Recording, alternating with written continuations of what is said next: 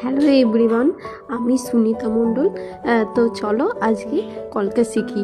তোমরা যে যেখান থেকে দেখছো, ইনস্টা, ফেসবুক, ইউটিউব, তো তোমাদের ওয়েলকাম টু মাই চ্যানেল। তো আজকে দেখো একটা সাবিকি কলকা নিয়ে এসেছি তোমাদের বিগিনার্সদের জন্য, একটা টিউটোরিয়াল। তোমরা যারা কলকা করতে ভয় পাও তাদের জন্য মেনলি এটা। তো দেখো, ফার্স্টে পেন্সিল দিয়ে আইব্রো এঁকে নিয়েছি, অ্যান্ড তারপর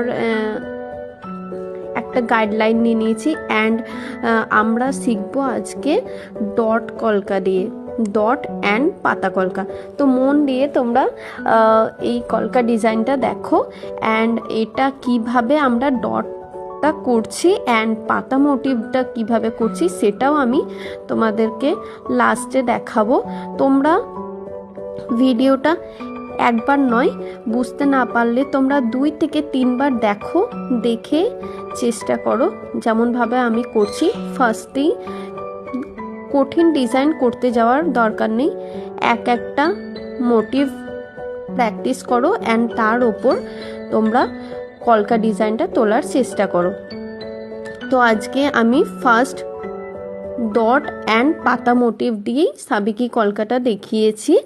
তোমরা ভালো করে মন দিয়ে দেখো অ্যান্ড প্র্যাকটিস করো। যদি কোনো অসুবিধা হয় তখন আমাকে ডিএম করো, আমি অবশ্যই বুঝিয়ে দেওয়ার চেষ্টা করব।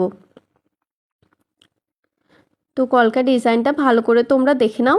আর আমি একটা চ্যালেঞ্জ নিয়েছি, 100 ডেজের 100 ডেজ 100 ভিডিও তোমাদের জন্য আপলোড করব কলকা ডিজাইনের ওপর। তো ফার্স্ট 10টা আমার থাকবে সাবিকি কলকা, এরপরেও আমি সাবিকি কলকার ডিজাইন আপলোড করব, বাট বিগিনার্সদের জন্য সাবিকি কলকাটাই বেস্ট। তো তোমরা ভালো করে একটা মোটিভ ভালো করে প্র্যাকটিস করো। ডট মোটিভটাকে তোমরা 100 বার প্র্যাকটিস করবে, পাতা মোটিভটাকে 100 বার প্র্যাকটিস করবে, তারপর দেখবে আপনা আপনি তোমাদের ডিজাইনটা খুব সুন্দরভাবে ফুটে উঠবে। তো দেখে নাও কিভাবে আমি ডট করছি, অ্যান্ড তারপর আমি পাতা মোটিভটাও দেখিয়ে দেবো কিভাবে আমরা তুলির দ্বারা কিভাবে আমরা সহজেই করে নিতে পারি। দেখে নাও তোমরা। কলকা ডিজাইনটা মেনলি প্র্যাকটিসের ওপর।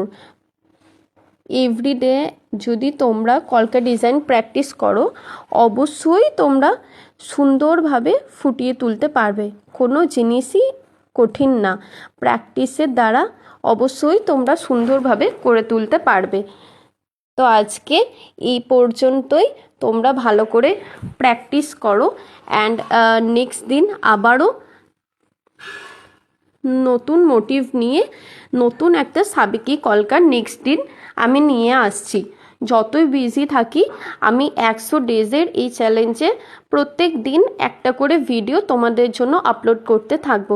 তো দেখো, ইয়েলো কালার দিয়ে চন্দনের, যেটা ইয়েলো অ্যান্ড হোয়াইট কালারে মিক্সিংয়ে যে চন্দন কালার তৈরি হয়, তো সেই চন্দন কালার দিয়ে আমি হাইলাইট করে নিচ্ছি। হাইলাইট কালারটা তোমাদের কেমন লাগলো তো সেটাও তোমরা জানিও, অ্যান্ড এই কলকা ডিজাইনটা তোমাদের কেমন লাগলো জানাতে ভুলবে না। থ্যাংক ইউ সবাইকে। যদি হেল্পফুল হয়ে থাকে তো একটা কমেন্ট করে দিও।